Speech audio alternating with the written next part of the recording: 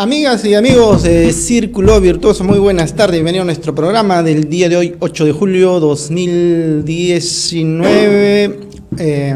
Hemos pasado pues de la celebración el 6 de julio pasado, Día del Maestro, Día del Profesor o Día del Gran Maestro o el sabio ignorado que hace el bien con vida y que su lengua está por las verdades siempre, sin temor por el mundo y por la muerte, decía algún poeta, precisamente refiriéndose a todos aquellos que tienen esa gran vocación de la docencia desde los colegios, desde las escuelas, desde la primaria, la secundaria, los docentes de los centros superiores y de todos los claustros universitarios que siempre vienen demandando una mejora salarial.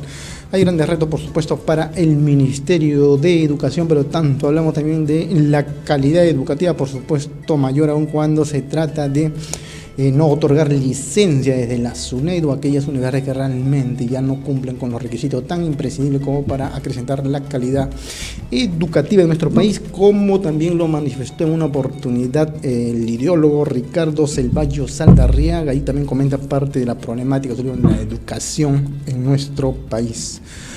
Y un tema que también atañe a abordarlo, amigas y amigos, es referente a esta carga impositiva, por llamarlo de alguna manera, cuando el 1 de agosto de 2019, ya poco menos de un mes por cierto, entra en rigor la exigencia del 0.10%, no, perdón, el 0.10 céntimos. El 0.10 céntimos que es el impuesto selectivo a las bolsas de plástico que se utiliza normalmente pues, en los supermercados, en cualquier tipo de compras, donde es una práctica pues, en nuestro país que quienes acuden a estos centros comerciales o quienes hacen una conversación, una compra, en definitiva, vienen adquiriendo estos productos, es una práctica difícil de evitarla, pero dentro de lo que atañe a regular y disminuirla significativamente este consumo de la bolsa, dicho sea de paso, también genera una enorme contaminación, si hablamos pues de que se viene cada vez afectando más nuestro ecosistema. Ustedes han podido advertir, por ejemplo, cuando se dan estas grandes maratones mundiales en distintos países del mundo, cuántas botellitas quedan regadas pues, a lo largo del trayecto de estas maratones. Entonces, en fin, todo eso se viene tomando conciencia ahí en nuestro país, por cierto, desde el ministerio correspondiente se viene trabajando arduamente para disminuir significativamente el consumo de la bolsa. Y, por cierto, trayendo también la experiencia internacional de varios países latinoamericanos que efectivamente frente a una adicional suma al consumo como es un moderado monto de 0.10 que va desde el 1 de agosto al 31 de diciembre de 2019, se considera que debe disminuir significativamente este consumo, este hábito, no mal hábito si podemos llamarlo así. Y en el 2020 se acrecentará en 10% y así progresivamente hacia el 2021, 22 y 23 para que en el año 2023 el impuesto selectivo al consumo por cada bolsa sea pues de 0.50 centavos o 0.50, o sea, la mitad de un sol, ¿no?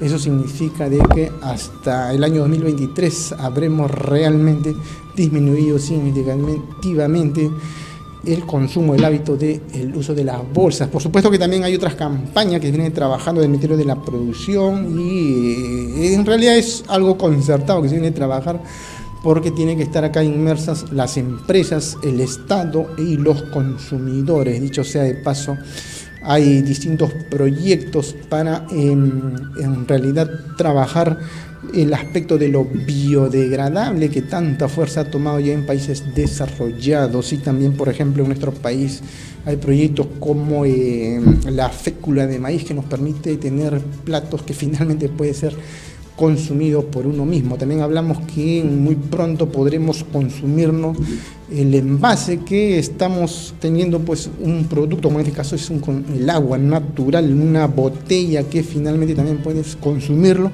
Ese es lo ideal en un futuro muy cercano para realmente asumir ese reto de que no nos gane la contaminación ambiental en nuestra orbe, en nuestro planeta.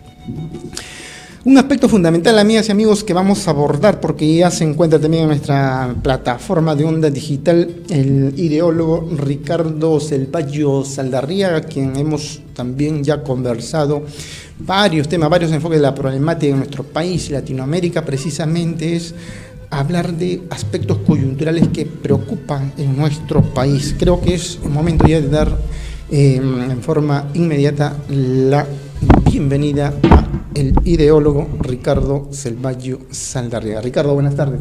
¿Cómo estás? Gracias por estar nuevamente en nuestra plataforma para hacer una conversa referente a las preocupaciones que tenemos en estos días en nuestro país. Muchas gracias, Juan. Buenas tardes a todos los televidentes.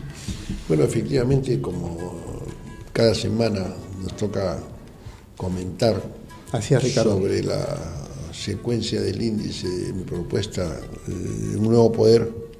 El nuevo poder, efectivamente. Ajá. Hoy día quedamos en que íbamos a hablar de algunos temas que en realidad la sociedad no puede seguir tan pasiva ante tantos abusos de poder, ante tantos atropellos a la condición humana de las personas, que en su mayoría en el país es gente que no conoce sus derechos y por tanto cree que el presidente es intocable o que los parlamentarios son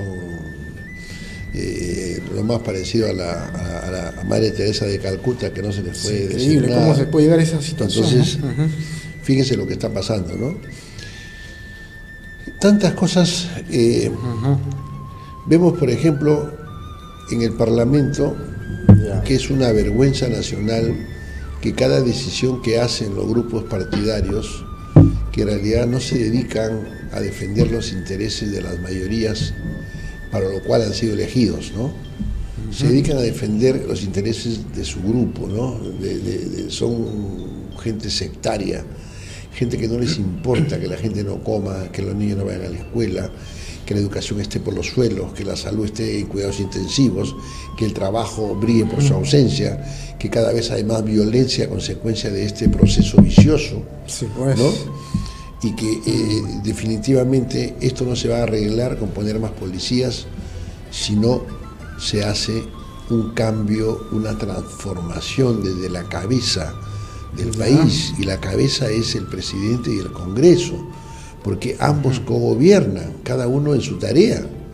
Efectivamente. Mira tú, el presidente hace una propuesta de reforma que para mí es una pérdida más de tiempo, porque las reformas, para que funcionen, como lo demuestra la historia de las gestas libertarias exitosas de Francia y de Estados Unidos, tienen que hacerse de abajo hacia arriba. De abajo hacia arriba. No se pueden hacer, no puede, o sea, el cáncer no se cura con más cáncer, ¿no? Claro. Las personas que están en este momento debatiendo las reformas en realidad no tienen legitimidad. Y sin legitimidad tú no puedes hacer nada bien. Sí, pues. ¿Cómo tú vas a tratar algo de un tema tan importante como la justicia sin la participación de los abogados, por ejemplo? Los abogados son una institución, una colectividad que representan el imperio de la ley y el Estado de Derecho, y ni siquiera tienen voz, ni voto, ni opinión en un tema tan importante, ¿no? Entonces, ¿qué ha pasado? Se ha elegido a dedo a unos notables. ¿Notables de qué? Y mira lo que ha pasado. ¿Dónde está el error, Ricardo, ahí? ¿Cómo pueden hacer un concurso para integrar esta junta si lo primero que tienes que ver es sus antecedentes? Pues eso es elemental, mi querido Watson, ¿no? Decía. Terrible, ¿no? Sí, pues sí. ¿no? Sí. Resulta que el que ha ganado es el peor de todos, porque cobra 2 pensiones de jubilación al Estado. Increíble, ¿con qué ética ese señor puede pertenecer a la Junta Nacional de Justicia? Y además es miembro importante en un partido político. Entonces, claro, todas las personas de ese partido, cuando pasen por la justicia, ya sabemos lo que va a pasar. Va a haber más impunidad. Entonces, eso es una falta de respeto al cerebro de las personas, al hambre de las personas. Claro, efectivamente, y al inicio, mejor dicho, en el examen escrito que se dio y cuando se dieron unos resultados terribles, donde solamente 3, digamos, alcanzaron el puntaje básico para ir a lo que era la segunda etapa de las entrevistas, muchos comentaristas decían que más bien de lo que se trataba acá de que el examen había estado mal diseñado y por eso solamente 3 habían alcanzado ese mínimo puntaje. ¿Cuál es tu apreciación en ese sentido? Bueno, definitivamente, cuando se hacen las cosas mal desde un inicio, no existe, digamos, una mirada integral sobre lo que necesitamos y esperamos de la justicia. Para que sobre ese objetivo y esos medios puedas tú hacer todos los procedimientos que necesitas para llegar a tener una justicia recta, legítima, oportuna. Y como no existe eso, porque la justicia acá ha sido un instrumento político del poder, y del poder político, del poder económico, porque acá gana un juicio que tiene más plata, o el que tiene más poder. Sí, pues. El que tiene el puñal en la espalda sale como culpable. Así pasan las cosas acá. Entonces, si eso no lo tenemos claro, definitivamente, va a pasar lo que ha pasado, de que el que ha ganado tenía una serie de antecedentes penales que no ha debido ni siquiera entrar a este concurso, ¿no? Correcto. Porque es lo primero que tienes que depurar. Así es. Después tienes tú el tema de los cuellos bancos, que ayer vi en el diario República, vi una especie de organigrama a ambas páginas, donde se ve jueces, fiscales, empresarios, se ven a congresistas, y esa es la gente, y esa es la gente que gobierna el país. Por cierto, claro. Entonces decimos todos, los delincuentes hacen las leyes. Terrible, Sí, ¿no? pues, los delincuentes hacen las leyes. O sea, estamos en un país donde la sociedad está mal, pero los gobernantes están muy bien. Porque la gente de a pie, que tiene que trabajar para comer, no encuentra trabajo, pero los gobernantes cobran igual y hacen todos sus temas, sus trampas, porque todo lo que hace el Estado es tramposo, todo. Ahora, en ese sentido, Ricardo, estamos coligiendo, pues, arribando en forma concreta que ha sido un fracaso más todo el aspecto de lo que se venía trabajando referente a la Junta Nacional de Justicia, ¿no? Sin embargo, cuando hablamos ya de lo que corresponde al Poder Ejecutivo, ¿cómo explicamos a la población, Ricardo, que el presidente Vizcarra ha acrecentado su aprobación a nivel nacional y eso sí traería un contrasentido a la visión de nuestros amigos televidentes que te escuchan decir efectivamente que todo está de cabeza, el presidente Vizcarra está equivocado en sus políticas? Hay que explicar seguramente a la población cómo así, si efectivamente logra tener una altísima popularidad y parece que tiene muy buenos asesores en ese sentido. ¿Cuál es tu comentario, Ricardo? Bueno, una cosa es la percepción popular, que es la misma percepción que ha elegido a estos presidentes.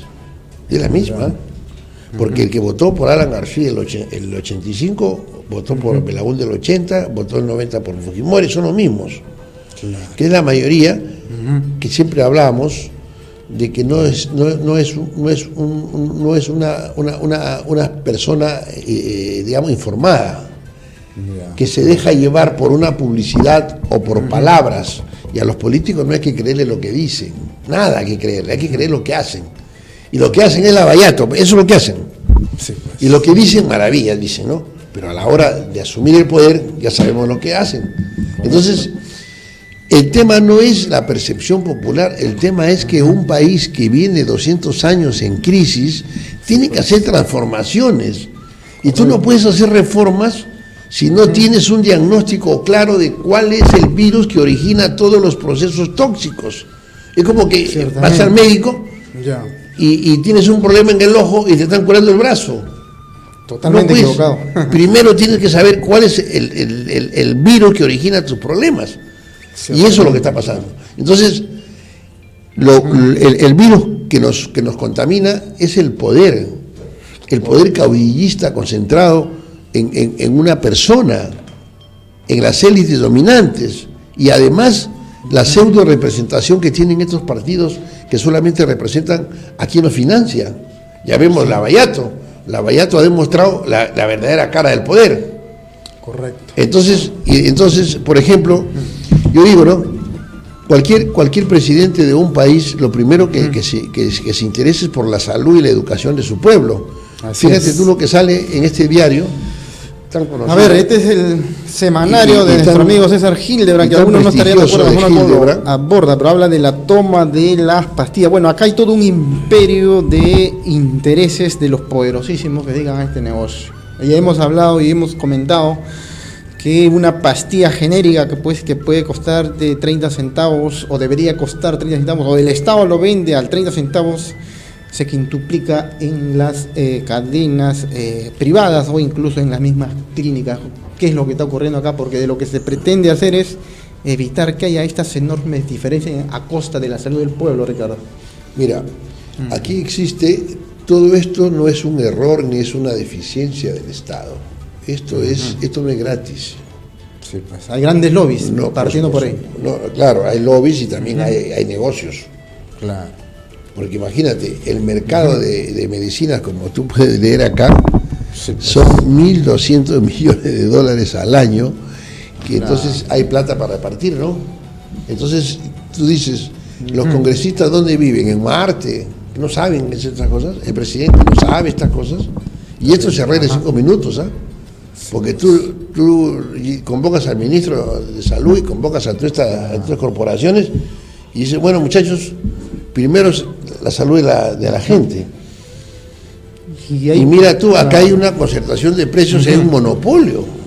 Y la concertación de precios, en todo caso los monopolios están prohibidos, digamos, hasta regulación. En teoría, y constitucionalmente está protegido de evitarla eso, ¿no?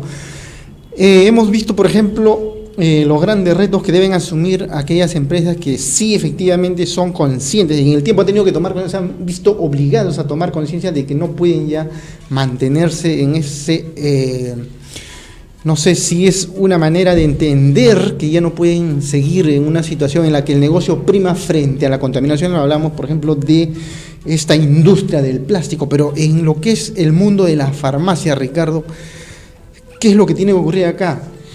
Mira, la libertad de empresa, la libertad de negocios implica tener utilidades, pero no en esa forma en que el monopolio es la que toma esto en realidad es un crimen, es un crimen contra la humanidad. Sí, pues. Porque tú no puedes hacer negocio a costa de matar a las personas o a costa de no darles un buen nivel de vida.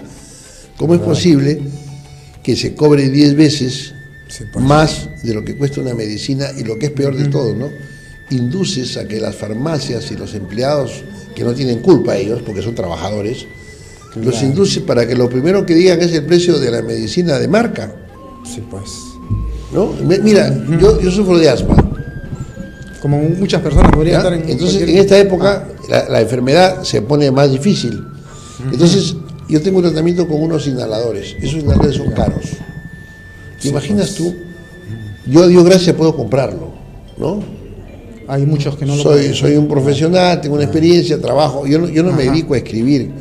O sea, mi actividad principal, yo soy gerente, he sido gerente en Panamericana Televisión, en Inca Kola, y ahora soy gerente en una empresa del sector hidroeléctrico, minero. Claro. Entonces puedo hacerlo. Pero imagínate tú un obrero que tenga a su hijito, que tenga problemas de asma en esta época. Sí, pues. ¿Cómo puede comprar un inhalador que vale 300 soles? No hay forma. No hay forma, ese niño no vive, ese niño está prácticamente muerto en vida. Sí, pues. Entonces, creo yo que los congresistas no solamente están para que defiendan a sus mafias, por lo menos den una ley en favor del pueblo, una aunque sea, porque todos lo hacen a favor de las élites. Y esto no es nuevo. Esto tiene años. Con el tema del Lavallato, ¿dónde estaban el APRA? ¿Dónde estaban los congresistas apristas cuando se estaban robando el país los del Lavallato? ¿Dónde estaban los fujimoristas? ¿Dónde estaban los populistas? ¿Dónde estaban los izquierdistas que tanto reclaman y tanto gritan? ¿Dónde estaban? Todos son parte del mismo problema. Entonces, la sociedad civil organizada no puede permanecer pasiva, por favor. las comunidades organizadas de los profesionales. Claro. ¿Por qué están callados? ¿Por qué no protestan? Sí, pues. La pequeña y mediana empresa.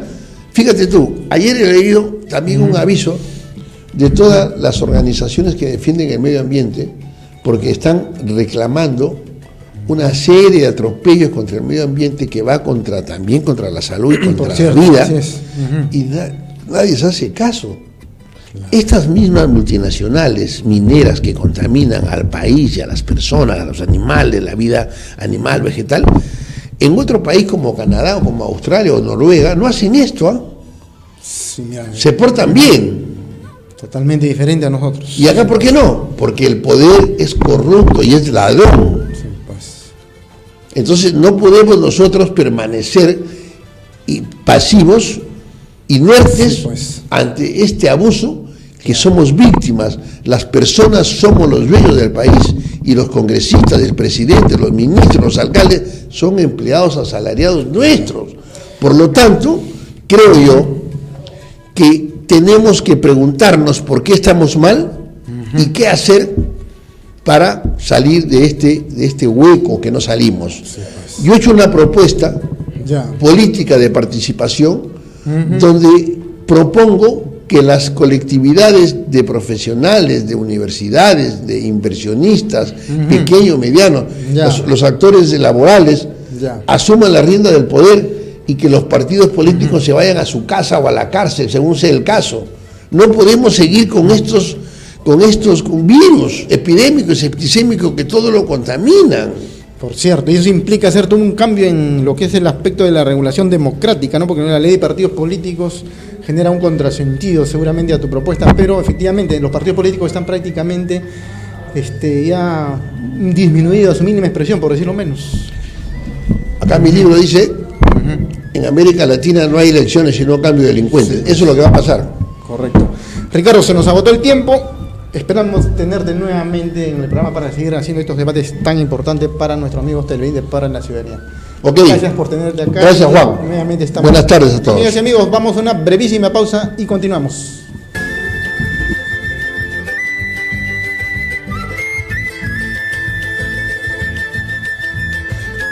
Pedro Pablo Kuczynski.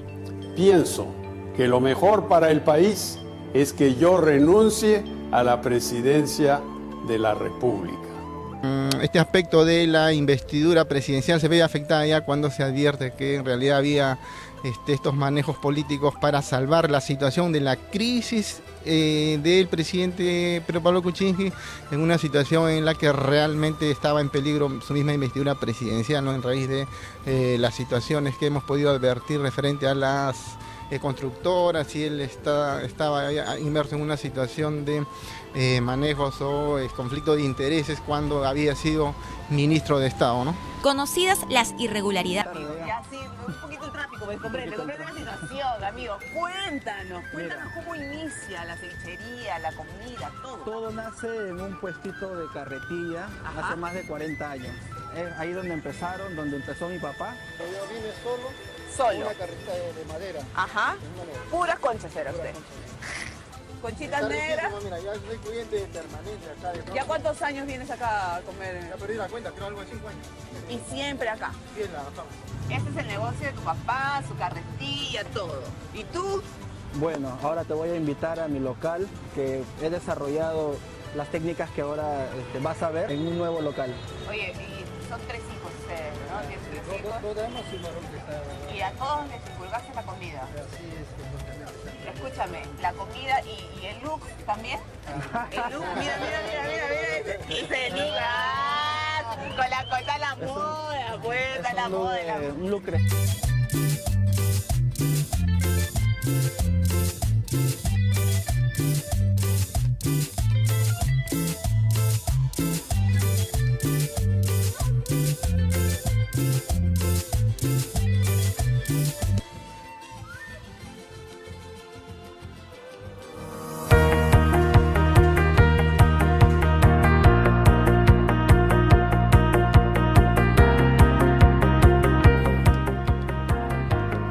Yo soy un nuevo poder. Yo soy un nuevo poder. Yo también soy un nuevo poder. Yo soy un nuevo poder. Yo soy un nuevo poder. Yo soy un nuevo poder. Yo soy un nuevo poder. Yo soy un nuevo poder. Nosotros los jubilados también tenemos asiento en un nuevo poder. Nosotros también tenemos representación en un nuevo poder. Nosotras también somos un nuevo poder.